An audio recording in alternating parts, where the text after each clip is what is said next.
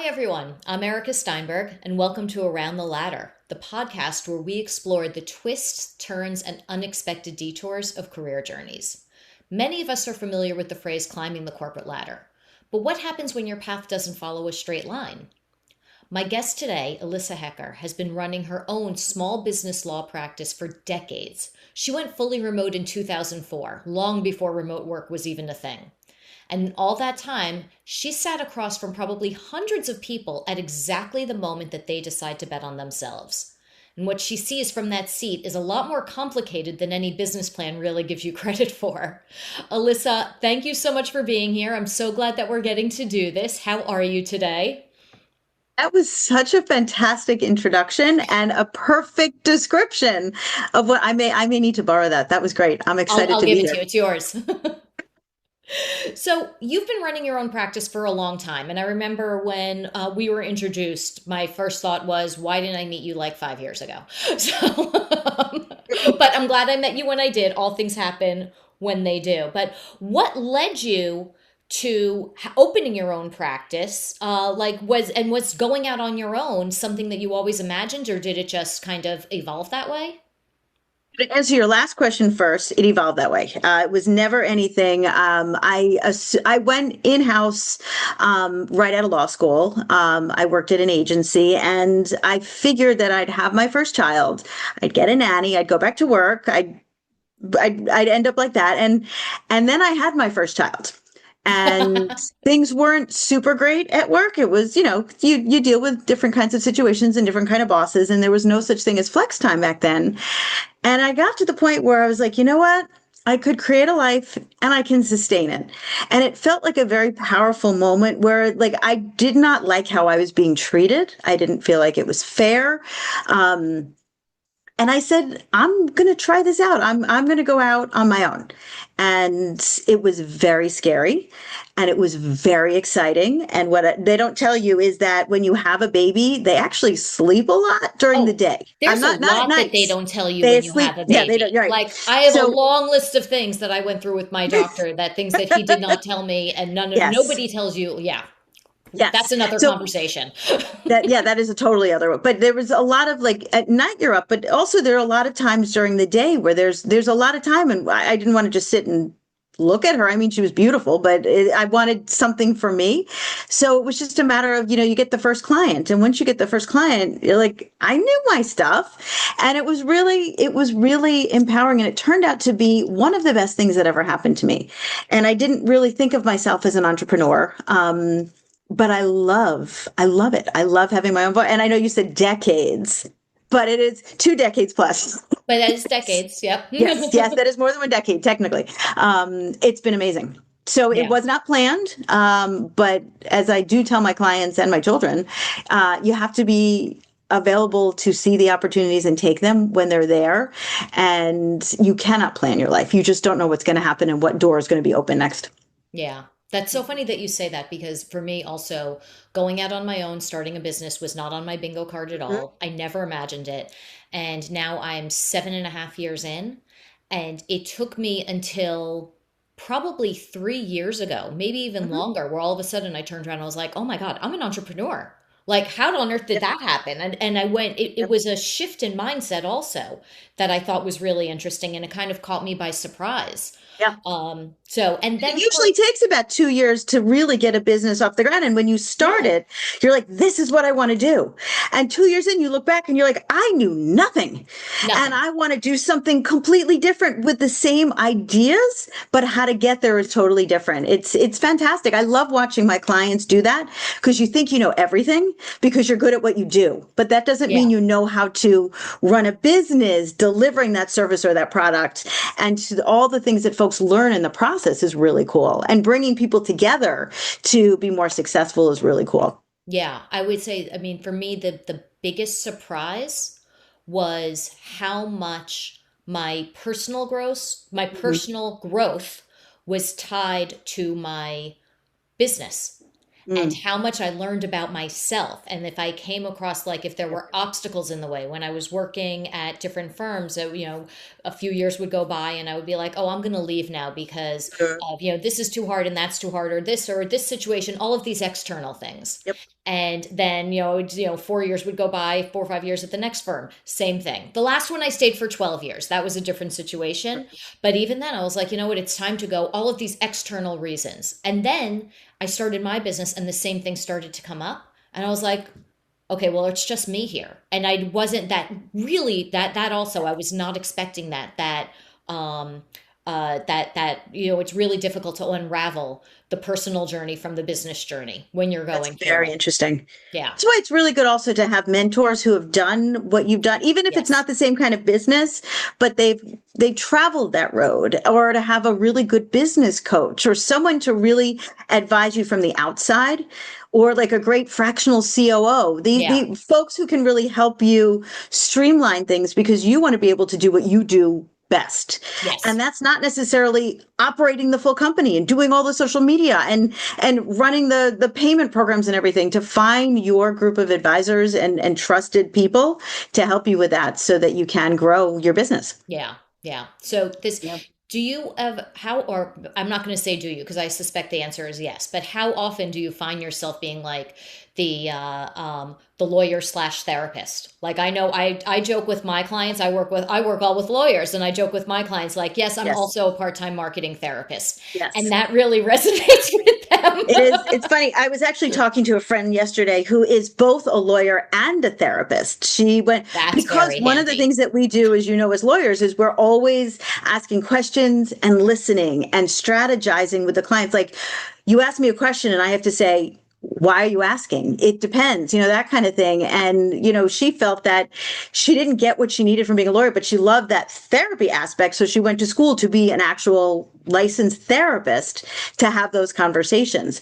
I love those conversations, but that's also what I consider like really the benefit of what we do. That's non-billable time, because a lot of it is just, how are you feeling today? If you're a small business owner, I have clients who are taking care of their elderly parents. So we Yeah. kind of have to build in, what's your capacity? How are things going? How's your dad doing? I know he just got out of the hospital. And that's what's so cool about working with small businesses, because it's so personal.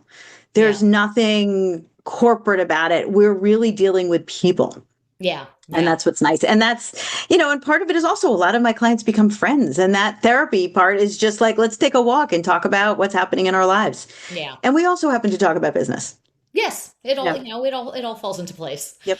I love it. So you've been doing this, you've been remote the whole time since you started Yes. your firm. So, which was really Yes. ahead of that time. Like, what were the reactions that you got when you first did that? When you said, okay, I mean, did you call it working, you called it probably working from home? Like, no, or I did you even didn't say tell a remote lot of work? people what I was doing is what it was. I'd meet a lot of people out in coffee shops, or, it was phone, fax, email, back in the dark Fax. Oh, ages. Well, I yes, had of a course. fax. I had a fax. Absolutely. And I know only doctors' offices have that now because of HIPAA, but Yeah. it really was. And I had a lot of people. I mean, it wasn't as much of a reach now, with, like, I was in the early days of Zoom, but where everybody's now, and it's much easier to, I have clients all over the country because, it doesn't matter where you are, we can do this. But there were a lot of times where people were like, what do you mean you haven't met 80% of your clients in person? I don't understand how that works. And then the pandemic happened and people were like, oh, Oh, okay, I get it. Because there is a lot to be said for the face to face, which is great. But there's also, you can get work done. There are some clients, I don't know what they look like. They don't know what I look like, but we have great phone conversations and we're able to get done what we need to get done. yeah. So, Yeah. and I had a baby. And what's interesting is that sometimes when I was talking with adversaries in the earlier middle years, and if I made the mistake once of saying to a man, I have a home office, and that changed the tenor of a negotiation. That, I think, has changed now since COVID, because there Yeah. are so many more dads who work from home and it doesn't have the stigma. But every single time I had a negotiation with a woman and I mentioned that I had a home office and I was home with my children, it would be, oh, I wish I could do that. I think that's so great. And it changed the tenor of the negotiation and made it more of a conversation. And I see you and I hear you. And I wish my mom could have done that. And my sister, and it was an incredible connector to other women. Yeah, yeah. But men Yeah. reacted differently Then, then, not pre-pandemic. now.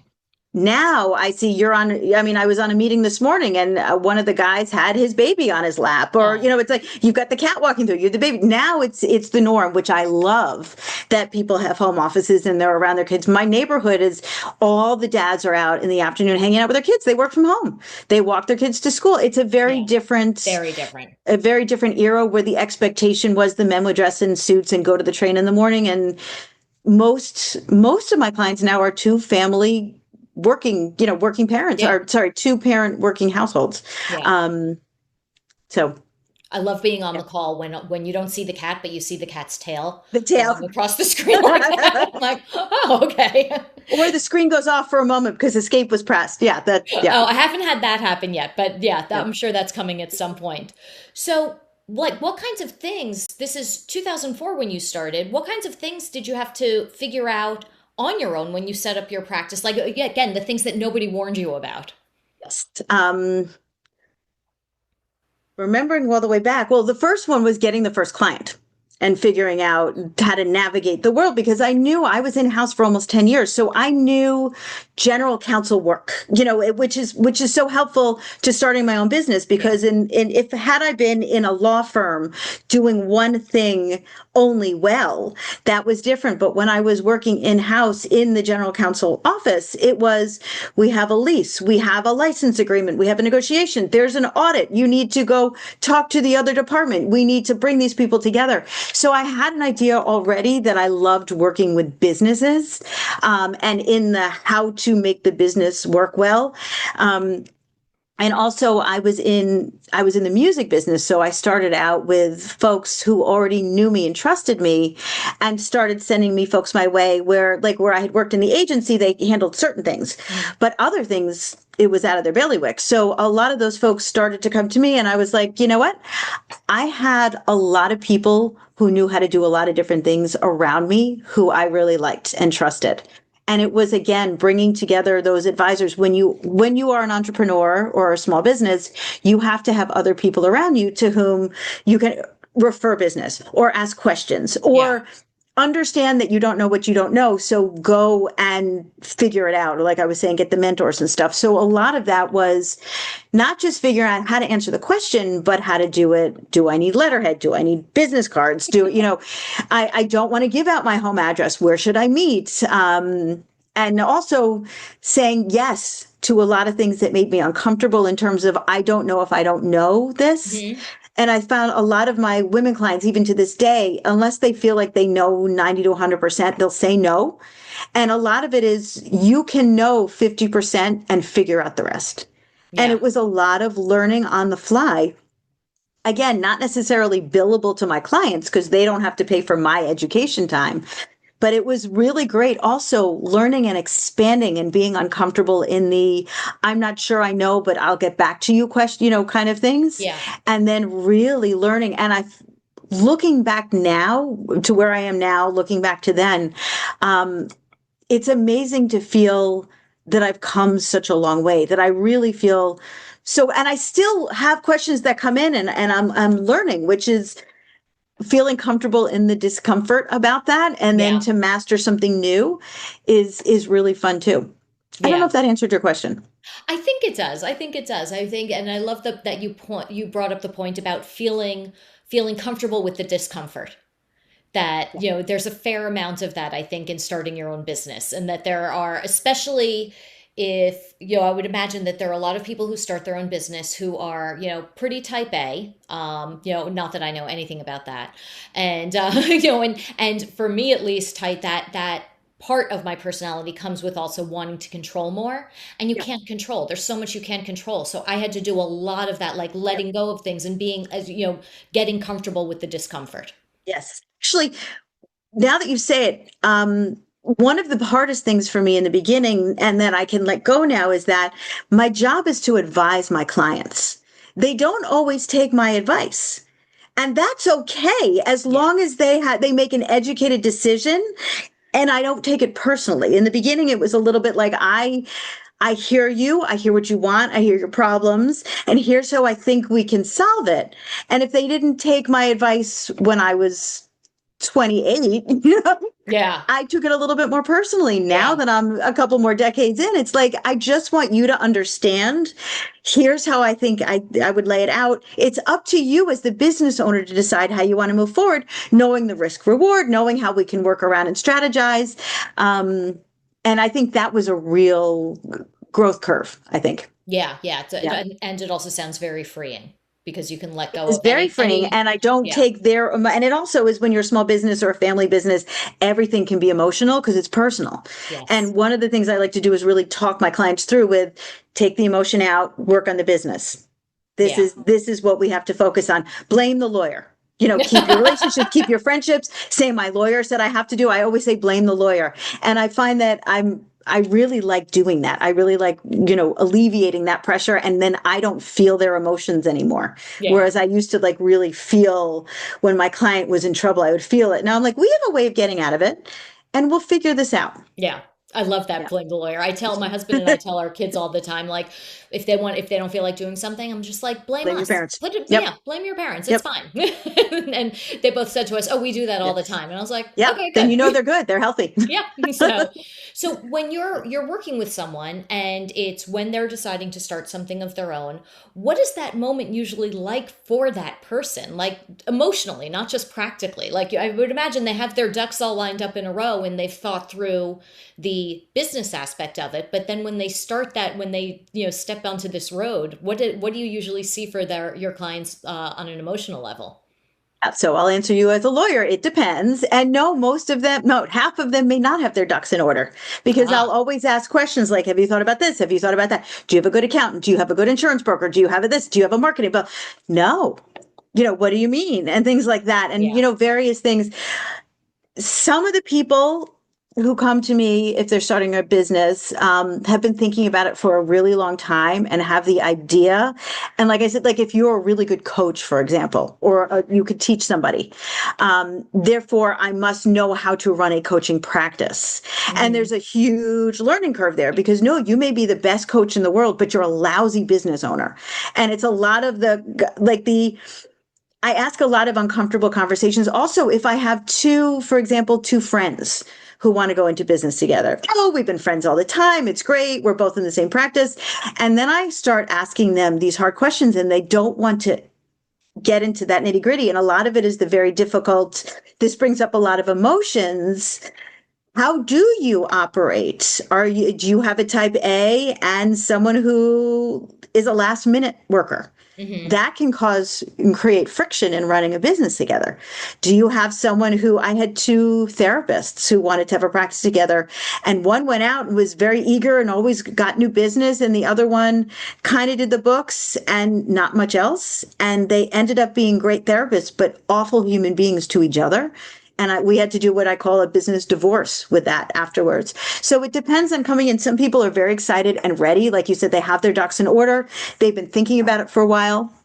Some people feel a bit relieved because they've been uncomfortable in a job for a very long time and wanting to leave, but because they had the security of a paycheck and medical benefits and everything, that now they have a package and they've left. They now kind of have the freedom to go out and do this new, exciting, scary thing. And that's when we're really starting. And they hadn't necessarily planned, but they've been thinking about this, like, when's the right time? That's very exciting when that happens. And a lot of parents who had been home with kids for a long time, and the kids no longer need them as much as they used to, and they want to go out, but they don't want to necessarily commute into the city or do something else. And I had a couple clients whose kids had crazy allergies, and they had so much experience dealing with allergies in food that one became a chef and opened up an allergy-free business, and another became this and another became that, based on not what they did before they had kids, Yeah. if they were in finance or something like that, but they really based on life experience where there became a personal passion. That's really exciting to work with. So Yeah. lots of emotions, lots of emotions. So you brought up the business divorce, and I remember when we first spoke that I hadn't even thought about that because I went into my business as a Mm-hmm. solopreneur, so I was just Mm-hmm. like everybody goes in on their own. But then you brought that up. So What are some things, or is there anything? I don't know. I remember you told me a story about two friends who had gone into a business together, and then it unraveled and they went through a business divorce. And I just started thinking about, like, what was going on underneath the surface.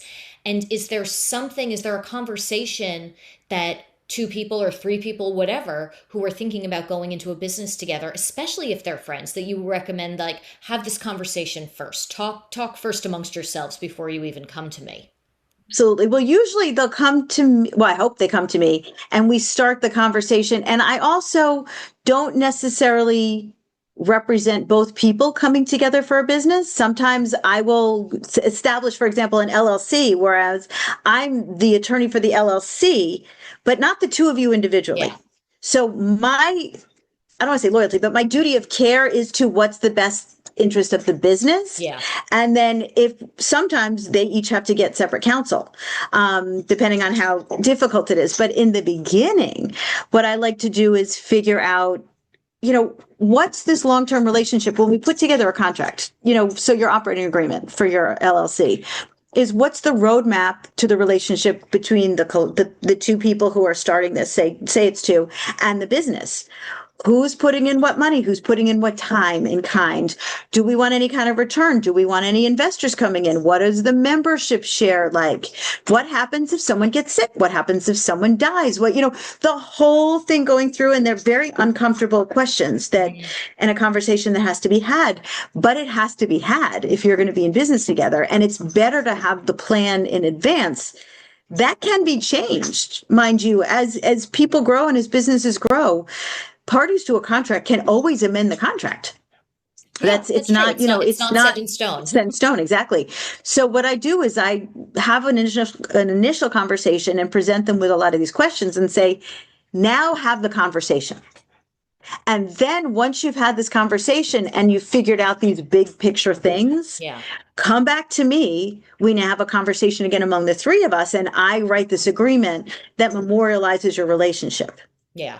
Then we start the business, because then you already have the idea. Well, what if this happens? What if that happens? You have it already covered. So you don't have to worry about fighting. You don't have to worry about, but this is what we talked Yeah. about. It And doesn't sound that's, so yeah. dissimilar from a prenup, you know? No, it is. And I actually say that a lot. It's like you're dating and then you get married. Yeah. So this is and also this happens a lot too with people who don't necessarily know each other very well, just in regular contracts. Like if you're bringing on an employee or a contractor, or you're bringing in somebody to do work for you, like you're dating. So you don't necessarily want to sign a 10-year contract or, things like that. First, see if you like working together, then do a new contract, do an automatic terminate. Like you may not like working together, and it's okay to put in Yeah. different provisions just to see if it works. And if it works, awesome. Yeah. We do something new next time. And if it doesn't work, awesome, you have an out. So that kind of thing. Yeah. I remember when my Yeah. husband and I got married, when we hit the 10-year mark, we sat down and we had a conversation like, how is this going? Are Hmm. we both getting what we want out of Yep. it? That's Do we that's want to very keep that's going with the very marriage? healthy. And we decided that we wanted Yeah, to. So, and then we hit 20 years and we had a similar conversation. that's So great. Yeah. I was like, okay, all the therapy that my mother went to is, probably rubbed off on me. She Well, was it one of is it she was is a a nest person, relationship. so I got a lot of therapy early on. That's but it's a lifetime relationship. And very often, people say, this is my partner. You're like, is it your life partner or your business partner? Sometimes you spend more time with your business partner. Yep. And it's very important to have all that stuff covered. Yeah, Yeah. yeah, I agree. So now here we are post COVID. You're seeing a wave of people. I'm seeing, you're seeing a wave of people starting businesses in this time, Hmm. whether it's post COVID, maybe they got laid off. Hmm. What, if anything, is different about the people coming to you now compared to, say, 10 years ago? AI is Yes. really big. That's something that's different. And the way business is the way we operate and run businesses is definitely changing because of that. Um, I've seen many more people are willing to go out and start businesses than maybe 10, 20 years ago.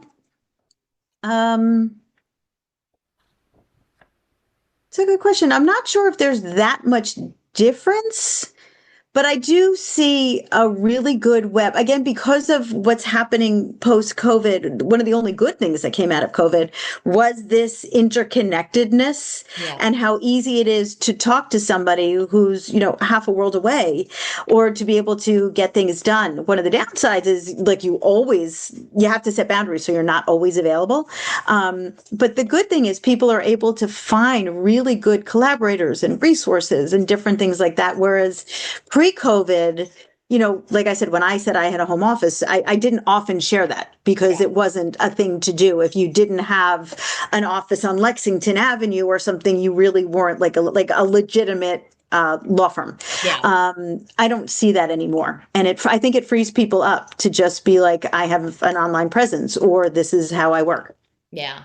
Have you seen more people coming to because they've gone through layoffs? Like my husband's in advertising, out of home advertising, and Yeah. it has been a bloodbath the last Yeah. couple of years. And And the a entire number of entertainment people are industry, starting I new have to things. say, entertainment, advertising, marketing, Publishing. publishing. Yep. All of that for sure. And it is interesting. Like I said before, I think it frees up a lot of people to be more creative, which is lovely. Yeah. Um, and also solopreneurs and small businesses rely on each other and connect to each other. So it's an incredible network and Yeah. a real web of how to do things and understand each other that I found absolutely amazing. You need something done, you ask the small business owner. It's pretty great. Yeah, yeah, because if that person can't help you directly, chances are they know They know probably a three million other other people people who who can can. help you, and Yep, they're happy to connect you and make the absolutely. introduction. That is something that Yep. I have found also, and So, I so love that's it. networking has changed. And Yes. it's also less of I walk into a room and I hand a card and sell you my services, and more of tell me what you do. Tell me, who's a good referral or connection for you. Yeah. And let's figure out how to grow Yeah. together. Yeah. Yeah. So, one of the things I remember you shared this with me, and I realized when you said it that I had the same preconceived notion that a lot of people starting out think that they can't afford a lawyer. And that was certainly my expectation. Like, I've gone to a lawyer like here and there where I needed to. Fortunately, I Mhm. have two friends who are dear friends of mine who have, looked at contracts for me and stuff like Good. that. But, Yep. but I also felt like, oh, this is not something that I can afford.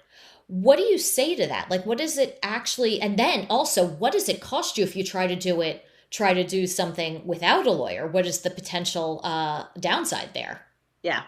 So I'm really glad you brought that up because there are lawyers who are particularly for small businesses, solopreneurs, and entrepreneurs who understand that model. And I also have a large entertainment and arts practice. And what I do when I work with creators is ask them, like I do with a lot of my startup, solopreneur kind of thing, what's your legal budget? What do you have in mind? I charge an hourly rate, and I know that this works for a lot of us. There are packages, there are hourly rates.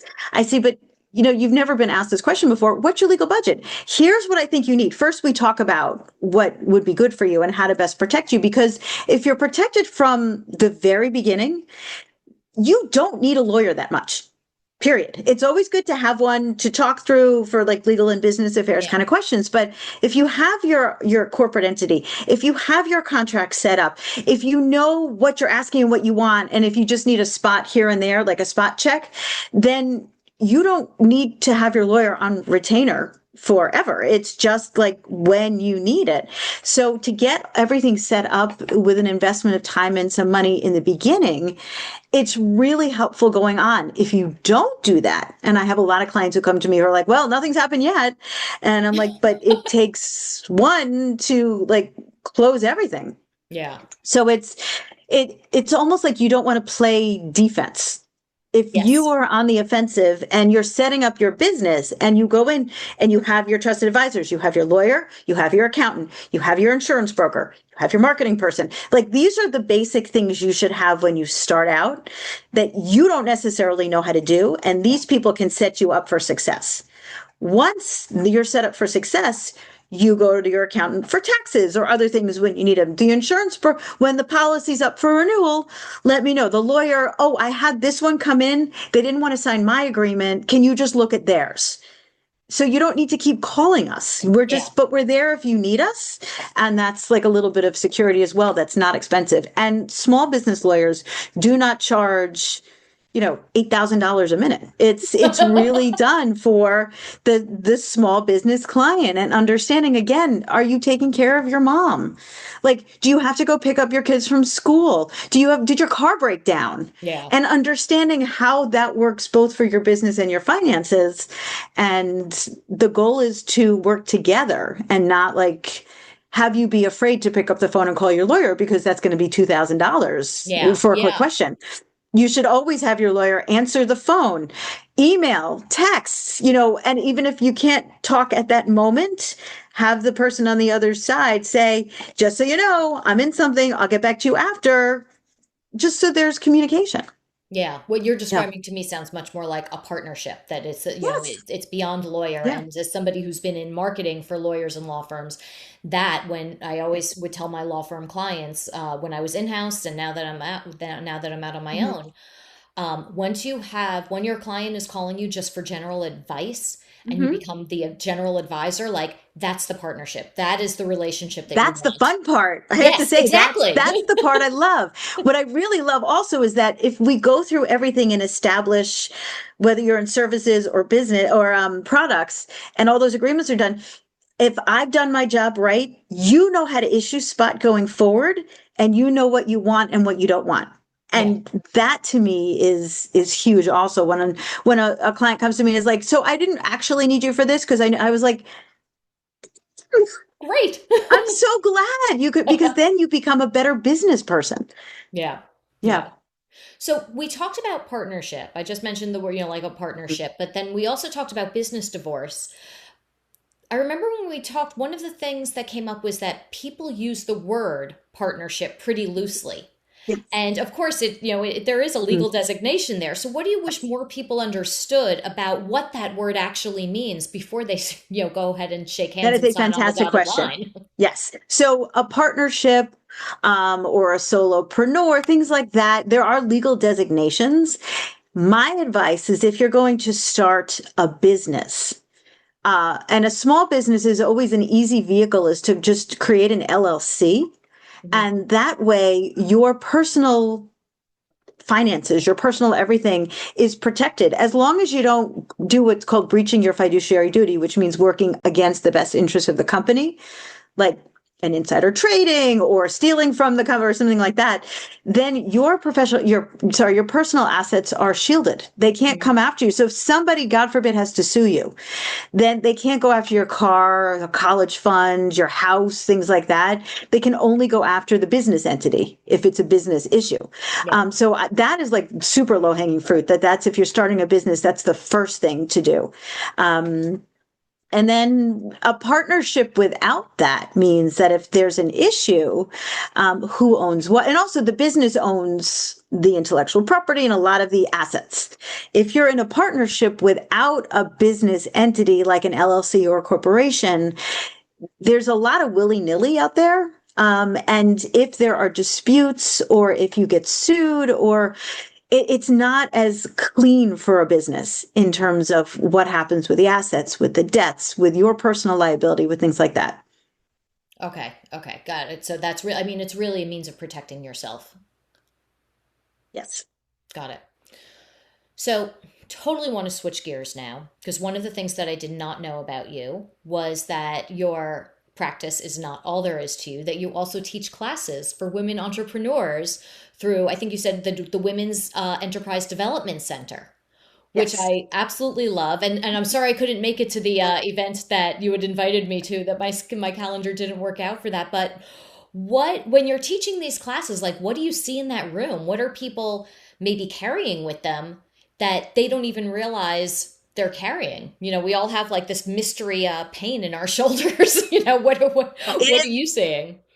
Well, first of all, it's so interesting because you have people ranging from artists to like skincare formula inventors kind of things, Yeah. so it's such a broad swath of potential business, and that to me is what's so fascinating. Like, as just as a sidebar, I used to watch the Food Network, and they'd come up and there was like a candy taster, and I said, I didn't even know that was a possibility as a job. Wait, People are I could have been doing, a candy I taster? could have been a candy taster. I mean, granted, you needed a chemistry background, but I totally could have done that stuff. But to see all of the different kinds of ideas and businesses coming out of these women, it is fantastic. And then it's a lot of what we've been discussing. It's like, okay, so what WEDC does is put together, brings in, I come in as a lawyer. They bring in someone for financial planning. They bring in someone for like systems. How do you integrate your systems, and what are good products to use, for depending on what the business is. And then they really learn how to set up and operate a business. And a lot of things, like the questions that I would ask people, had never even thought of. I also talk about trademarks, copyrights, Yeah. intellectual property. That is the basis of what you're building on your business, that really should be protected, and how to do that and how to protect all that. And then they just come up with the best questions. It could be anything from, again, starting a veterinary practice to being an influencer. Like, imagine the issues that come up, and to be able to really talk to folks about, again, you may be really good at what you do, but it's Hmm. very important to set a business around that and bring in people to help you once you can afford it, or even if you can't afford it, what are other ways to do it, Yeah. and scale carefully. Yeah. Because sometimes people want to just rush into things and like get everything out there, and then it's not well thought through. A lot of what Wetsy does is really, it's an incubator, and it really helps build a, a business where, when you're done with your classes, you're able to go out and actually start your business with support. Yeah. And I would imagine you're starting your business with support not only from all of the people who you've mentioned, but also all of the other people in the Your room. cohort, Yeah. absolutely. Yeah. And there are businesses that do this too. I think Morgan Stanley, and there's one other. I've heard about a couple. Yeah. Yeah, that they bring folks in for-profit cohorts, and I think Pace University also does that. There are a lot of really good. Westchester County has Launch 1000, which is an incubator uh, process, and it's pretty great. Yeah, but I mean, the lesson there is that if Yeah. you are thinking about starting a business of your own, and you have, like, do your research and see if there Yes. are resources like that. Like, Yes. I just jumped in, and if I Yep. had, and I feel like I did, I mean, it went the way it went, and it really, Yeah. it evolved, and my business grew slowly, which is what I needed at the time. My Hmm. kids were in elementary school. Now one's done with high school, and the other one will be done in a year. Yeah. So it really grew at the pace that I needed it to grow. But if you want something different, then look into these resources, because they are Yes. out there. Yeah. Yes, and you don't have to necessarily recreate the wheel, which is very Yeah. helpful. And you don't have to do whatever. I mean, what's right for you may not be right for me, may not be right for someone else, but at least have the conversations and know that a lot of these questions have already been asked and answered, and people have tried different things that may be helpful to you. Yeah. So then, speaking of that, if someone listening now is thinking about starting something on their own, but they keep finding reasons to wait, what would you want them to hear? What's the why behind all of this? Why are you waiting? Is it life circumstances? Like I said, Mhm. like, do you need that paycheck? Do you need that security? Obviously, financial security is paramount. Or is it you're a little afraid of something different, like something new and different? What is the why behind, and how can we potentially plan around or for that, for the right timing? Or is it the right timing? Yeah. What's holding you back? Yeah. Or do you ask the right questions? Things like that. It's just always a conversation. Yeah. I remember when we first spoke, one of the things you said that just reminded me of this is that sometimes people are secure enough to allow themselves to continue to feel miserable. Yes. Yes. So, so if that's the, yeah, so maybe if Yes. that's one of the reasons to your aunt's asking why. Yep. It's something to And then dive we into. do have that conversation because I never want to push anybody to do anything that makes Of course not. like, Yeah. like a major life decision. But at the same time, I mean, I was there when my first child was born and I was miserable. I was absolutely Yeah. miserable. Well, And of I course you also were there wanted to when be your home. child was born. Yeah, no, I'm sorry. I meant at my office. That Yes. was perfect. Yes. But it was like, isn't that was my defining moment where it was like I had the job security, but I was miserable. Yeah. And I knew that I wasn't I mean, I love being a lawyer. I love being a lawyer. I cannot tell you how much I love what I do. I wake up every day happy and I love my clients. I wasn't feeling that then. I Yeah. was feeling to be made small. And being able to, again, like I said, you create this life, sustain it, whatever, this little human being told me that I could do more than just be made to feel very small in a Mhm. position. And that was my why Yeah. initially. And it's really interesting to hear the whys behind other folks when they go out. Sometimes it's a family business that's been in the family for generations. Sometimes it's I saw my parents work so hard and they weren't happy, and I don't want to end up like that. Sometimes it's like I don't want to work a corporate job and I want to be in the wellness sphere. Like it's there's always a Yeah. story and it's always a good one.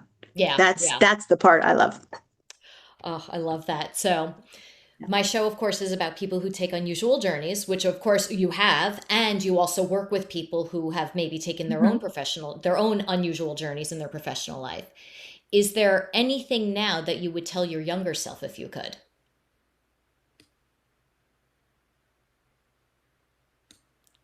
Yes. So don't plan. I mean, you can only plan so much as we talked about before because you can't control and just be open. I made so many mistakes. I met so many wonderful people. I have enjoyed the ride. I mean, there's been a lot of, ups and downs. When you have your own business, there's no guaranteed income stream or things like that, but enjoy the journey Yeah. just because I cannot imagine another path where I would have been as happy and fulfilled personally and professionally than what I did. So I think now when I'm no longer climbing, like I feel like I'm at a woman of a certain age, I'm doing this for my clients and for myself and not having to get other people's affirmative approval like Yeah. that once that ended it felt really good, so it would really be like just be open to everything, I Yes. think is what I would advise myself. Yes. My cousin Shari, who was my very first guest on the podcast, her advice was look through every open door. Like just Yes, look through every open door. yes, And that's what absolutely. she And did. And also she just, yeah, don't make assumptions about people. yeah, If someone's introduced to you and it's somebody and you're like, oh, I know a million bankers. Why would I need to meet another banker? A, this is a person and you don't know the person's story. B, this person's brother may be looking for someone who's exactly like you yep, and need your services. You just never know. The biggest thing would be also to be kind to everyone. I think yes, across the board, that's it. To be kind and be patient. Um, there are times where my mom voice comes out and I have to talk to people that way, but it's very rare. And I find that kindness, people remember when you're kind. And I've learned this from my father, who is an extraordinary attorney, that he's had people leave courtrooms or arbitrations or whatever, hiring him from the other side because he was so good and kind and patient. They're like, you're the kind of person I want to work with. yeah, And that was a lesson I learned when I was very young. And I have carried that through too, where whether or not we're on the same side or I'm calling an office to try to get an appointment, I want to be kind. yeah. Yes, I think that they if everybody did that just a Yeah. little bit more, it would World be peace. yes, maybe, maybe.